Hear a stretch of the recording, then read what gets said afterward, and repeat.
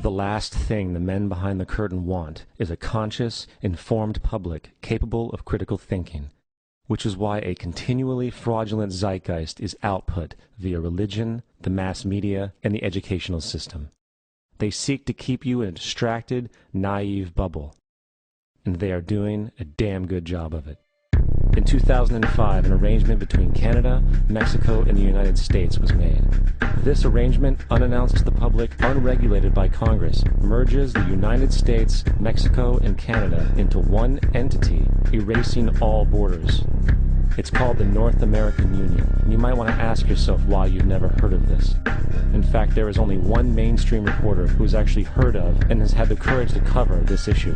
The Bush administration's open borders policy and its decision to ignore the enforcement of this country's immigration laws is part of a broader agenda.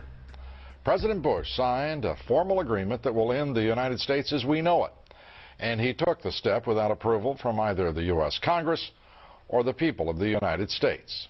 It's a deal that few have even heard of. It's being done again by very few people at the very top on behalf of the investment class, but the working class of people.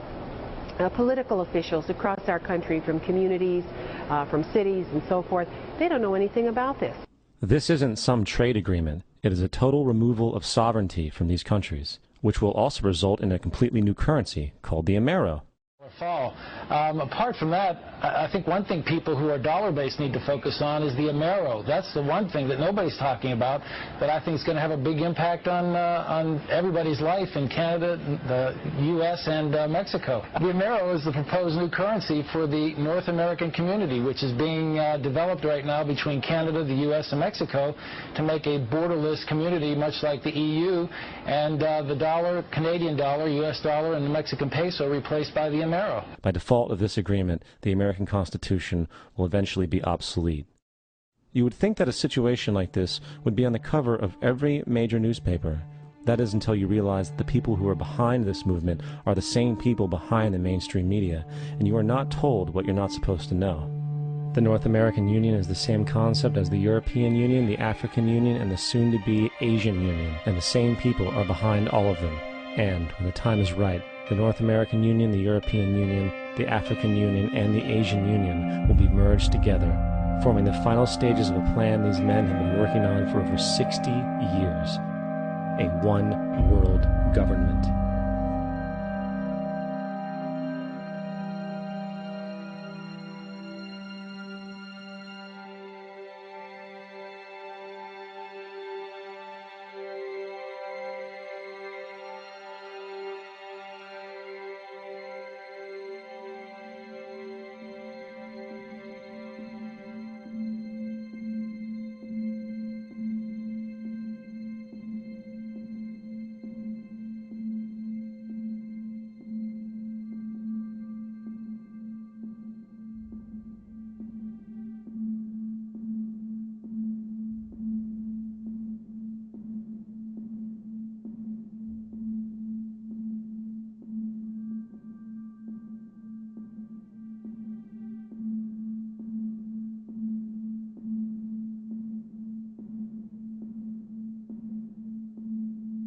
One bank, one army, one center of power.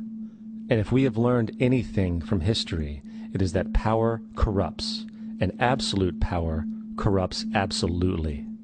This is Aaron Russo, a filmmaker and former politician. To his left is Nicholas Rockefeller of the infamous Rockefeller banking and business dynasty. After maintaining a close friendship with Nicholas Rockefeller, Aaron eventually ended the relationship, appalled by what he had learned about the Rockefellers and their ambitions. I got a call one day from an attorney woman I knew, and she said, "Would you like to meet one of the Rockefellers?" I said, "Sure, I'd love to." And we became friends, and he began to divulge a lot of things to me. So he said to me one night, he said that there's going to be an event there, and out of that event, you're going to see we're going to go into Afghanistan, so we can run pipelines from the Caspian Sea. We're going to go into Iraq to take the oil and establish a base in the Middle East, and we're going to go into Venezuela and try and get rid of Chavez. And the first two they've accomplished. Chavez they didn't accomplish. And he said you're going to see guys going into caves looking for people that they're never going to find. You know, he was laughing about the fact that you have this war on terror. There's no real enemy. He's talking about how by having this war on terror, you can never win it because it's an eternal war.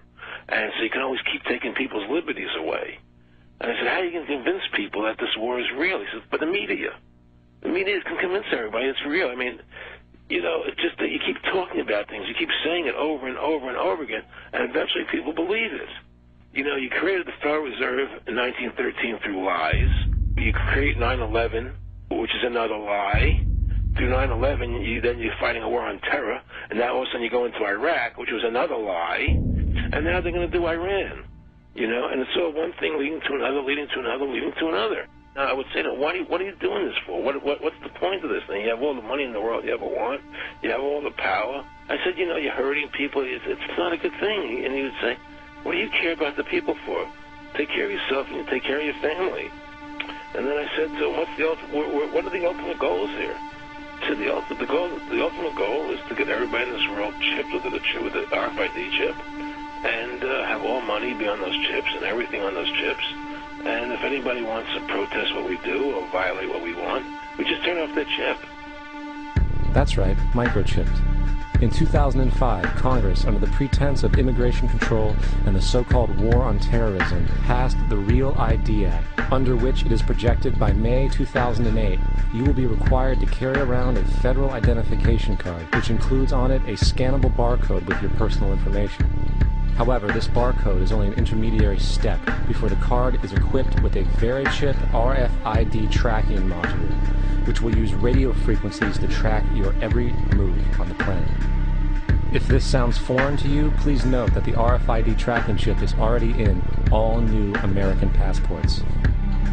And the final step is the implanted chip, which many people have already been manipulated into accepting under different pretenses. We have a Florida family who are really pioneers in a brave new world. They have volunteered to be the first ever to have microchip identification devices implanted into their body. After 9/11, I was really concerned with the security of my family. I wouldn't mind having something planted permanently in my arm that would identify me. In the end, everybody will be locked into a monitored control grid where every single action you perform is documented. And if you get out of line, they can just turn off your chip, for at that point in time, every single aspect of society will revolve around interactions with the chips. This is the picture that is painted for the future if you open your eyes to see it. A centralized one-world economy where everyone's moves and everyone's transactions are tracked and monitored, all rights removed. The most incredible aspect of all. These totalitarian elements will not be forced upon the people. The people will demand them. For the social manipulation of society through the generation of fear and division has completely detached humans from their sense of power and reality. A process which has been going on for centuries, if not millennia.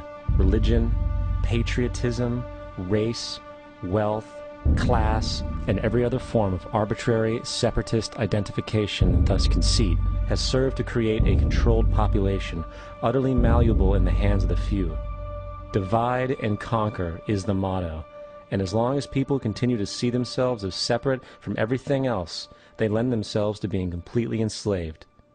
The men behind the curtain know this, and they also know that if people ever realize the truth of their relationship to nature, and the truth of their personal power, the entire manufactured zeitgeist they prey upon will collapse like a house of cards.